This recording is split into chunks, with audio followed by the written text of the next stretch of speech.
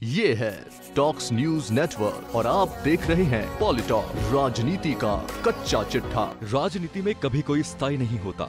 समय ही आदमियों को बुलंदियों पर बैठाता है और समय ही आदमी को फर्श पर लाकर पटकता है। यदि इसकी बानगी देखनी हो तो कर्नल सोनाराम को देख लीजिए। पिछले लोकसभा चुनाव में प्रदेश की सबसे हॉट सीट रही बाड़मेर जैसलमेर की लोकसभा सीट पर हुए त्रिकोणीय मुकाबले में विजय होने वाले कर्नल सोनाराम के लिए इस बार किसी पार्टी का टिकट तो दूर की बात, भाजपा और कांग्रेस पर स्थान भी नहीं मिल पा रहा है। लेकिन इसके बावजूद भी वो चाहकर भी विरोध नहीं कर पा रहे हैं। हालात ये है कि कांग्रेस में घर वापसी के लिए वो पूरा जोर लगा चुके हैं, लेकिन तमाम प्रयासों के बावजूद भी उनकी कांग्रेस में एंट्री नहीं हो पाई है। ऐसे में कर्नल सोनाराम के लिए विकल्प के सारे रास्ते बंद हो चुके हैं और अब उन्हें मन न होने के बावजूद भी भाजपा में रहना पड़ रहा है। पिछले लोकसभा चुनाव में कांग्रेस छोड़कर भाजपा में शामिल होने के बाद मुख्यमंत्री वसुंधरा राजे ने उन्हें बाड़मेर लोकसभा सीट से भाजपा प्रत्याशी के रूप में टिकट दिलाया था। 2014 में ये सीट सबसे हॉट सीट रही, जहां कर्नल सोनाराम का मुकाबला कांग्रेस प्रत्याशी हरीश चौधरी के साथ ही भाजपा के बागी उम्मीदवार जसवंत सिंह जसोल से था। जसवंत सिंह जसोल ने भाजपा से टिकट कटने के बाद निर्दलीय प्रत्याशी के रूप में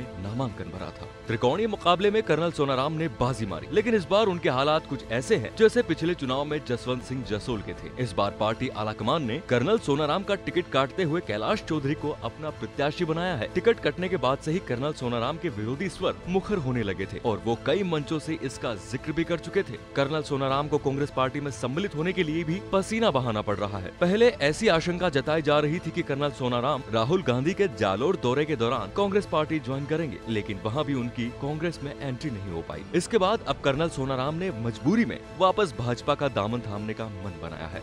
गुरुवार को अमित शाह जोधपुर में रोड शो के लिए आए थे। इस रोड शो में शामिल होने के लिए पूर्व मुख्यमंत्री वसुंधरा राजे, लोकसभा प्रभारी प्रकाश जावड़ेकर, मुरलीधर, चंद्रशेखर आए थे। कर्नल सोनाराम ने एयरपोर्ट पर जाकर प्रकाश जावड़ेकर और अमित शाह से मुलाकात की और अपने दर्द को बयां किया। पार्टी आलाकमान ने उनकी बात को सुना, लेकिन सोनाराम के सामने भी कोई ज्यादा विकल्प नहीं था। इसलिए अब कर्नल सोनाराम वापस भाजपा के साथ रहने का मन बना रहे हैं। ऐसी उम्मीद जताई जा रही है कि कर्नल सोनाराम शनिवार को बाड़मेर जैसलमेर से भाजपा प्रत्याशी कैलाश चौधरी के समर्थन में सनी देओल के रोड शो में शामिल होंगे और भाजपा प्रत्याशी कैलाश चौधरी के समर्थन में चुनाव प्रचार करेंगे। हालांकि कर्नल सोनाराम के बगावती तेवर कम होने से भाजपा ने कहीं न कहीं राहत की सांस जरूरी है, लेकिन अब देखना होगा कि क्या कर्नल सोनाराम पूरी निष्ठा और ईमानदारी के साथ भाजपा प्रत्याशी के लिए चुनाव प्रचार में जुड़ते हैं या नहीं। साथ ही क्या वो अपने प्रभाव वाले मतदान केंद्रों पर भाजपा को बढ़त दिला पाते हैं या नहीं। पॉलिटॉक्स ब्यूरो।